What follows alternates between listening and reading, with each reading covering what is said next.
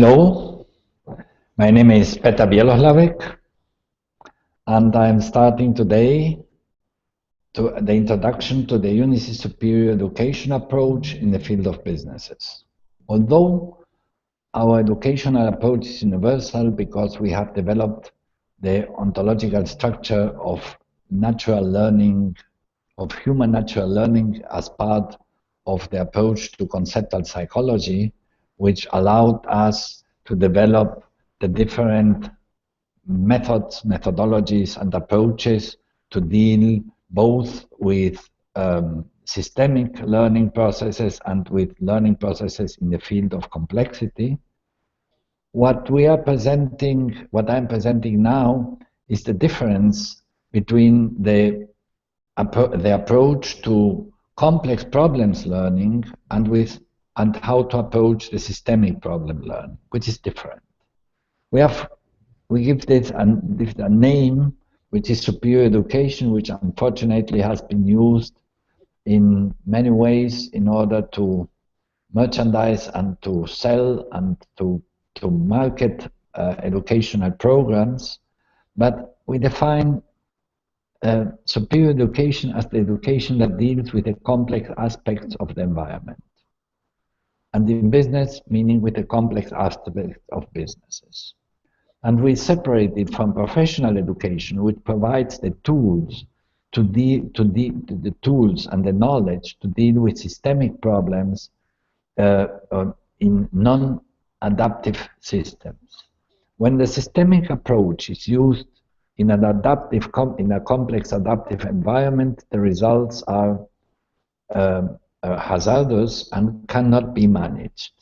That's why the systemic approach applied to complexity deals with probabilities, while the Unicist approach to complexity begin with defining what is possible and continuing with what is probable. The Unicist approach to complexity implies accepting that the complexity is an intrinsic characteristic of a situation, of an environment, of a system. It's not a matter of opinion if something is complex. It is complex because it has open boundaries. The elements are integrated by conjunctions. There are no disjunctions. And all the elements are integrated, and when one of them is missing, the system has changed and it's not the original system. At the same time, complexity implies that there are no observers. The observer, as the boundaries are open, is part of the system. This implies that the approach to complexity has to be necessarily different to the approach with systemic aspects of businesses. The final solution at the end has to be a systemic approach dealing with cause-effect relationships, because ordinary people cannot deal with complexity. That's why managing complexity is a question of a superior approach that has been transformed into a professional approach that allows managing problems with cause-effect relationships where actions produce reactions, but also the results that have been planned. Complexity cannot be approached by observers. Therefore, the only way to deal and to learn and to manage complexity is by doing. This is what we have defined as the education approach to complexity requires dealing with managing it in business residencies, which are homologous to teaching hospitals. Teaching hospitals imply that real patients are cured while people learn. But of course, these people who learn to manage the complexity have a previous professional education that provides the tasks, the knowledge, the operational tools they need to have in order to go to a superior level and approach the complex aspects of reality. Superior education deals with complex problem solving. That is the synthesis. And professional education with systemic problem solving. two ways, two different approaches. One approach, the systemic problem solving, has been approached with our ontology of systemic learning, which implies knowledge, comprehension, application, and the complex problem solving has been defined by a process that begins with action, enters into reflection, and goes back to action. But this reflection is not a traditional a religious or philosophic reflection process. It is an action-driven reflection process, meaning reflection is done by successive reflection, validated and by the use of pilot tests, beginning with destructive tests and ending with validation tests, which means non-destructive tests. The approach to deal with superior education is necessary results driven. That is why only people who have decided, but truly decided, to assume the responsibility for results are able to learn to manage complexity. If not, it is too ambiguous to grasp and too risky for the person if the person has not the need of producing results. On the other hand, professional education is task-driven, meaning people learn to do tasks. To make it simple, 1 + 1 = 2. This is a task-driven activity. When you define 2 and you need to achieve 2, there are infinite alternatives, and you have to decide which one is the best for this situation in this environment, based on the resources you have available. And you have to consider that in complexity, if you don't have enough the necessary resources, you have nothing. Half a table is an expensive heap of wood. When you move from one place to another with a car, and you're in a complex problem, and you achieved the middle way, you achieved nothing.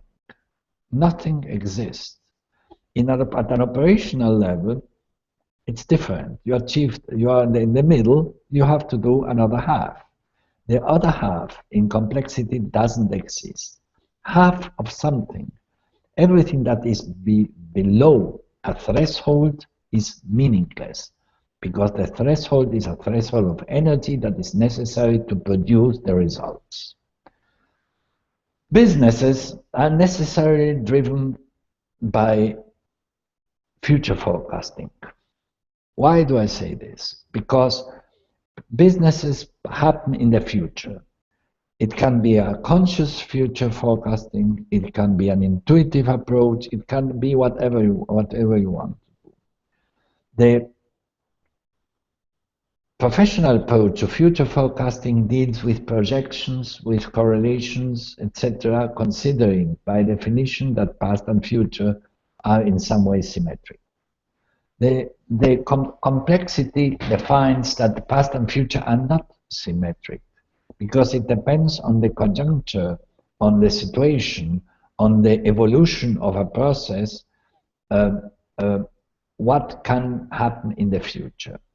And the future research to build future scenarios to manage business is done based on finding the essential structure, the nature of something in its past, using the facts and the data of the present to infer the future based on logical rules. These logical rules have been defined by the Unicist logical approach that defines how nature evolves and how the nature of each concept evolves. You have to consider that the concept of something defines its nature, and the concept are the stem cells that allow defining the different aspects of the function of an operation. This approach, beginning with concepts and ending in action is necessary when the problem is complex, and is unnecessary when the problem has been already simplified or is simple. The tools that are used in superior education need to be logical, meaning you can only apprehend the movement of something, of a car, is if you fly in a plane very high, and the higher you fly, the less you see the movement, and at the end it appears to be fixed. That is what happens when you approach reality with its essential concept. You fix it in some way and you can manage it. It requires a high accuracy of what you're doing, and these logical tools we have developed allows us to make fully reliable forecasts, defining what is possible to achieve, and then possible to achieve means 0 or 1, and then see what is available to achieve these possibilities, and then managing the probabilities to achieve the results. The business planning seen from this point of view is necessarily a strategic planning. And the strategic planning implies there is always a maximal strategy and a minimum strategy. It's not a big word. The maximal strategy implies going beyond the boundaries, and to go beyond the boundaries, there are different aspects that are essentially necessary. It is necessary to have an additional added value to what is available in the market. And second, it is necessary to have the influence in order to make it believable and credible, the value proposition I am doing. That's why that's the maximal strategy that allows going beyond the boundaries. On the other hand, after having the maximal strategy, it's necessary to have a minimum strategy to survive, which in most of the cases, I would say in all of the cases, from a logical standpoint, there is a price to be paid. And this price to be paid is the price that inhibits the entropy of the minimum strategy and allows ensuring the survival. And the price, one of the prices to be paid is that minimum strategies, survival strategies, necessarily imply win-win strategies in terms of ensuring that the benefit from the other is, I would say, superior than the benefit I obtain, which makes the business to enter into a survival stage. Professional approaches imply necessarily technical analysis. The technical analysis provides the necessary tools in a systemic environment to define what causes produces which effects, and define which action will produce which reactions and consequences. This is valid within the limits of cause-effect relationships, which are the limits of systemic approaches, which are the limit of simple systems. When systems become adaptive and complex, it is necessary to apprehend their concept and manage the fundamentals. Fundamental analysis is the first analysis that needs to be done in order to define what is possible to achieve. After the fundamental analysis has been done, then it begins to be necessary to transform this approach into a systemic approach that manages cause-effect relationships and allows defining action processes that are simple and can be managed by everyone. We strongly recommend in our approach, based on the technology that are available, that many of these transformations from complex into simple are managed by adaptive automation, because this simplifies enormously and ensures the quality, saves energy, and increases the results. If I would define with a dualistic approach, which is the difference between a professional education and a superior education, I would say Professional education is security-driven. Superior education is freedom-driven. Being security-driven, it naturally drives people into a certain environment, into an environment of certainty.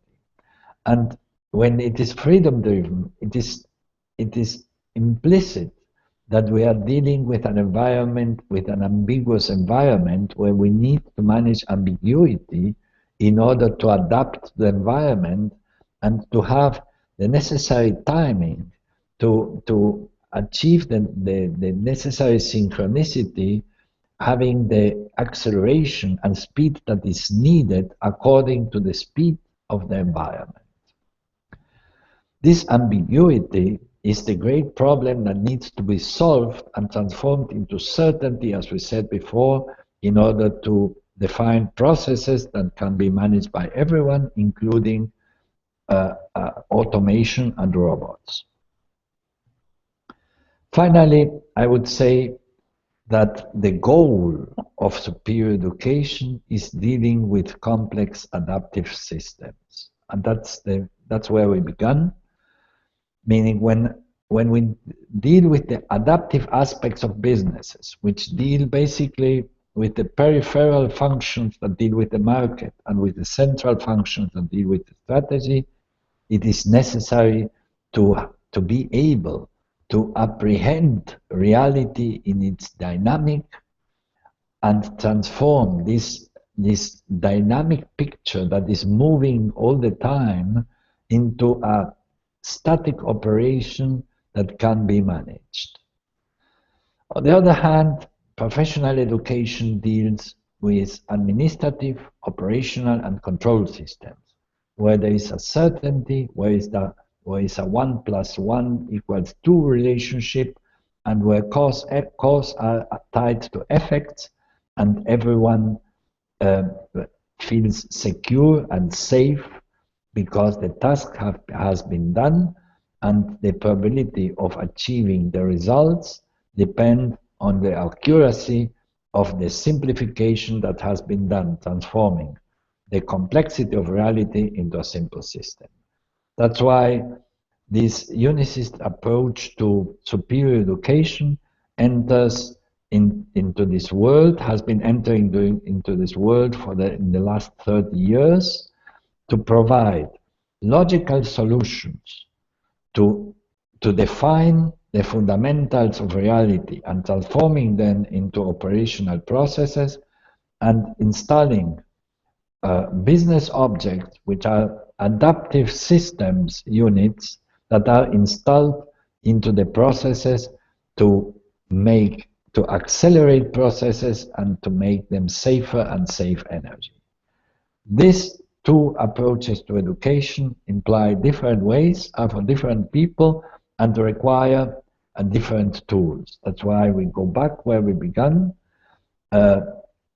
Superior education requires dealing with reality, what we call teaching hospitals, and professional education only requires a theory-practice approach with the necessary training until the practice is efficient.